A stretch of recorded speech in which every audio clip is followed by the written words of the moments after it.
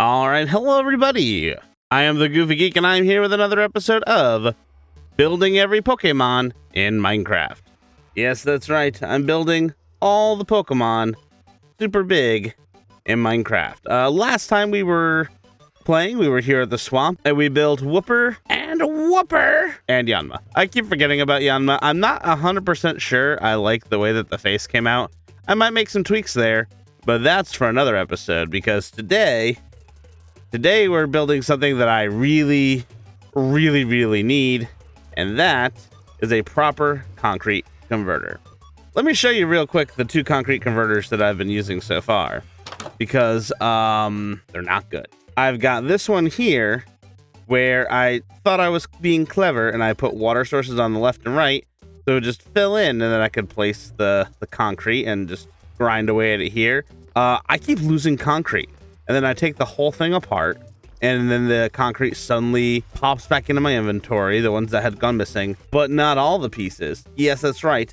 Some pieces just straight up vanished. No idea where that went. And then the other concrete converter that I've used is in a hole next to the other Pokeball. Here, let me show you. The other concrete maker is, it's down here. I always struggle with that. Yeah, this is my other concrete converter. Look how exciting it is. Look how revolutionary it is. It's literally nothing. So instead, we're gonna make a good one. Because I'm really tired of standing there and digging up concrete. So what we're gonna do, actually works out that we're over here because this is kind of my industrial district, considering I've got the farm there and the farm there and iron farm over there, the trading halls down this way. I have run out of rockets, but yeah, we got these guys over here. We got the bees and the spin rack over there, which I do need to eventually connect up at some point. But I think right over here, we're gonna put our concrete converter. In fact, you can see where I've already cleared a little bit of space, so I have room for the base of the Pokemon. And hooray, it's raining again, but you can't tell because I'm in a savanna. But yeah, I think right here is gonna be a good place for a Pokemon. I'm gonna be building a Voltorb.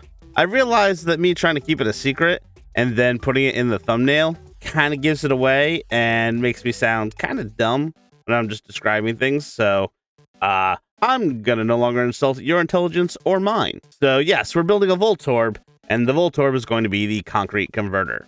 Now, why is Voltorb a concrete converter? Because Voltorb knows self-destruct. And this particular concrete converter involves TNT and a little bit of TNT duping. Now, normally I'm not one for exploiting dupes or cheats or anything like that. That's a floating tree. Yes, normally I'm not a big fan of things that do dupes or anything like that. In fact, ironically, the first time I've ever done any duping in a video game was Pokemon Red. I got to do the item duplication glitch.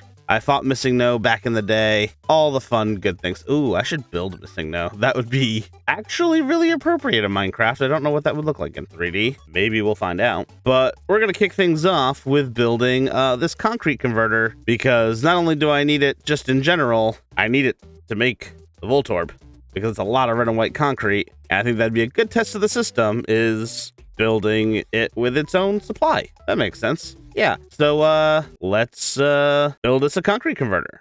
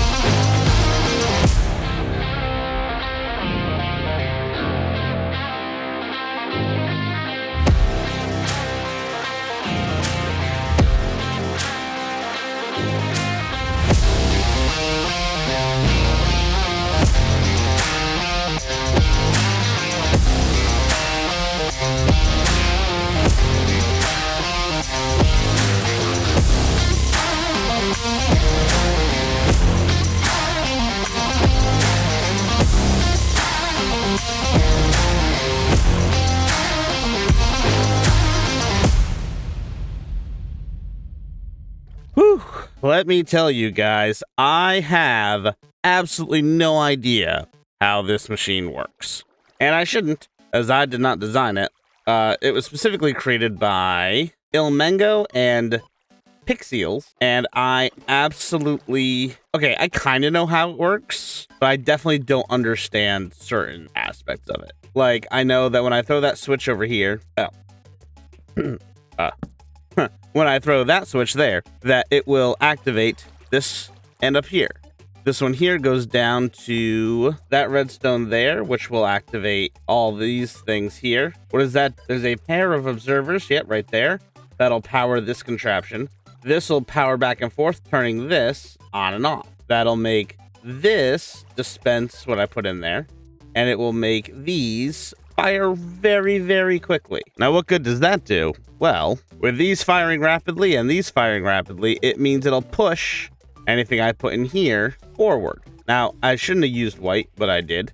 These 4 white blocks are going to get pushed out when those fire, and as long as I'm putting things, whatever I put in here will hit those white blocks, which will keep pushing. Because it's concrete, it'll get turned into, go from powder to solid because of the water here. It'll get pushed out.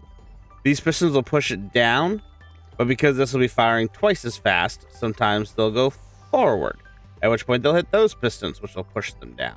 As over there and over here are connected across the top. That's well and good. That part I understand. That'll push the concrete down below this crazy platform here. Now, this crazy platform here has 2 things in it. One is the clock right here that'll go back and forth. Again, we have another set of observers that'll be firing back and forth with each other. So this will go up and down. This will spin, which will oscillate that. This pumping back and forth, when I put the TNT in, I have not yet done that because I'm not crazy. So this will pump back and forth. The TNT, which will be sitting right here, and the other piece, which will be right up here, the way that they interact, it makes the TNT double. So there'll be one piece here, and one piece will activate and fall into the water. The trapdoors will open, which will slowly drop the TNT, and then when it pops out the bottom, it'll blow up whatever concrete we've pushed to the left and the right. So with all that going, that part I kind of understand. The part that I don't understand is why, of all things, there has to be a piece of snow right there. I don't know why. I don't think that it does anything really, unless it maybe makes this thing fire an extra time. I really don't get it. I really don't get it. I really don't get it. I don't know why there has to be snow here. I don't know what it does. The other thing I don't understand is how the duplication works. And honestly, I'm perfectly fine not knowing the answer to that, as I mean, it's technically a glitch. So this is the part I've been nervous about. This is where I might explode if I do this wrong. I'm going to place this here and hope I don't die. Okay, good. We didn't die. Now, we're going to take this guy. Now, it says to use, in the instructions, a dead horn coral fan. I don't have one of those. I just have a regular one, so we're going to put it here. And because it's not touching water, there we go. Now it is a dead coral fan. That was a very stupid joke. I am very nervous about this, you guys. Is it going to work? We're going to find out right now. The last step that I need to do is change my keybinds. It's only so fast that you can place blocks while using a mouse. Let's turn this on and see if it explodes.